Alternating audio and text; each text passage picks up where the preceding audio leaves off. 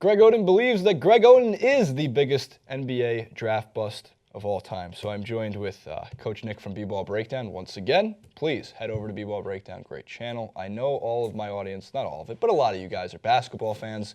A terrific insight on everything from Russell Westbrook to Steph Curry to why Klay Thompson's shooting woes, which is a great video you did earlier last week, which I love watching. He'll tell you it all, and he understands it all, and he's also coming from a guy who's coached. You used to coach, correct? I did. Many years, right? Yeah. Well, a few years. You're a young man. Keep it at that. Well. So let's get into the Greg Oden video. So let's get to the elements first. I'm actually going to throw to the video before the quote Ja'Cory in the booth. So here's Greg Oden on Outside the Lines. It's just a screenshot of his face. I'm sorry, Greg Oden. It's not a flattering screenshot of your face if you happen to end up watching this. But the audio from the interview, it's about 30 seconds. You'll hear him talking about being the biggest bust. Is your career definitely over now? Playing, I'm pretty sure it is. Don't get me wrong, if I was healthy, I would love to continue to play, but I'm not healthy. How do you think you will be remembered? I'll be remembered as the biggest bust in NBA history, but I can't do nothing about that. It's a very accepting Greg Oden of his status in NBA history. I'm going to throw to a quote from even 3 years ago, where Greg Oden still thought he was the biggest bust in NBA history. He said, quote, "I know I'm one of the biggest busts in NBA history. I know that it'll only get worse as Kevin Durant continues to doing big things. It's frustrating that my body can't do what my mind wants it to do sometimes, but worrying or complaining about it isn't going to fix anything." What a great way to take a look at this. He was dealt a really tough hand of really bad knees and back and feet. And just, unfortunately, like he says, his body cannot do what his body cannot do what his mind wants him to do.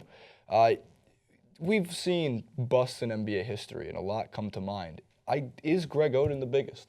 I think for sure. I mean, you have Darko and you have Sam Bowie and you have guys like that. Kwame Brown for sure. But this is a guy who simply could never get on the court. And those guys at least did play for a lot. Now, Sam Bowie, by the way, who was drafted before Michael Jordan, did have a successful career and did manage to get healthy enough where he had some production that was a pretty good or maybe a little bit above average as a center. So I want to defend him a little bit from back in the 80s and early 90s. But certainly, I think that Greg Oden was born 8 years too late because we have the technology now. When he was younger, they would have had gait training and proper balance and explosion training for him where he wouldn't overload the joints that he had the problem with. And I'm sure that would have helped a lot with his back and his knees and the whole thing with the biomechanics. They just didn't have it. He didn't learn it, and here we are. Yeah, and you know what's a good example of that? And I mean, I don't think that Joel Embiid has the same back or knee problems as Greg Oden did. But as you're mentioning, he grew up in a time where technology has caught up. So Joel Embiid was out for 2 straight years in the NBA, and look what he was able to come back and do. Imagine if they had that same ability, as you're just saying, with Greg Oden. He could have been a force, and when, again, you look back at his college tape, of course you're going to take that guy #1 overall. He was a force of nature. And the only thing that doesn't help him in the case for being the biggest draft bust is because Kevin Durant was taken second. Replace Kevin Durant with Michael Olowokandi? Yeah, give me a Michael. We'll do that. Give it to Michael Olowokandi. Maybe we don't look and go, well, it wasn't like the guy who was taken second. No, Kevin Durant became NBA scoring leader for multiple seasons, an MVP, obviously one of the most transcendent talents we've seen in the league, and will finish probably top 10 in points, all these things. So if the Blazers took Kevin Durant, it's always a really fun what if, because let's just say, in at least the what if series that we've done on TYT Sports is, obviously, many things change. Do the Blazers have Damian Lillard and C.J. McCollum and Kevin Durant? Probably not, because they have Kevin Durant in that situation in the first place. But I always like to think, well, what if they did? That's a fun scoring team. Oh, yeah. Absolutely. So when it comes to Greg Oden and all the draft busts, we've done similar clips to this in the past. I've always said Darko Milicic isn't a huge draft bust because when you watched his tape, you said the same thing, too. I mean, he became a huge draft bust, but when you look back, and for someone who's coached before, and of course you watch, I think, more tape than anybody else on YouTube when it comes to BBallBreakdown and basketball and all that stuff. Coach Nick, when he came in, had his laptop out watching tape.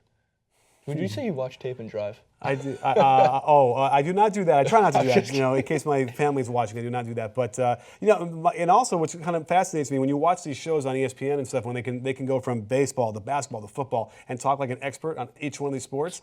All I do is watch NBA all day. I don't have the time. I can't get through everybody. I might not watch a team for 3 weeks. How am I supposed to talk about them expertly? And yet they do. So I'm just going to tell you right now, it's really hard to do. My eyes are probably the way they look right now attest to how often I stare at that damn screen. And but it's the way you can kind of get a handle on what's going on. You have to look at it. These stats don't always tell the truth. So you got to watch it. Yeah, it is. It's very true, and that's why it's like the eye test, which is like I would say it's most common in football, the NFL.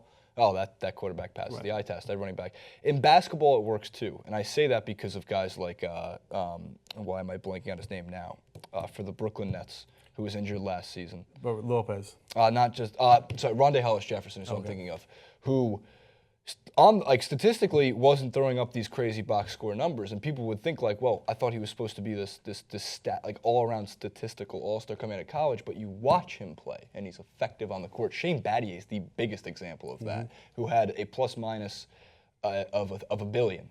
Right. The No Stats All-Star was written by Michael Lewis. It's one of my favorite articles in NBA history in the New York Times 8 years ago, I believe it was, and it's a fantastic look at how effective Shane Battier was.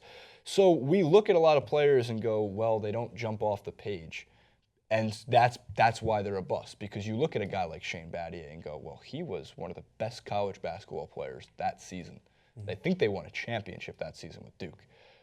But you look at guys like Greg Oden, and they just couldn't stay on the court. So it's tough. I think that if you're going to talk about guys maybe in the future who did stay on the court, Anthony Bennett could go down as a major draft bust in NBA history. But at least he's playing. True, but not in the NBA. That's in a way that is certainly an issue. Anthony Bennett actually might take the cake, and I would love to see the book on that eventually, like how that whole thing came about, why they chose him. That draft was, it was as surprising as anything else that might have happened this week, for instance. Right. So for sure, it's one of those interesting stories. I'd like to find out what went down, because nobody had that. Not even Anthony Bennett. So, right. Not even, the UNLV running Rebels were looking there going like, oh my God, we got a #1 pick.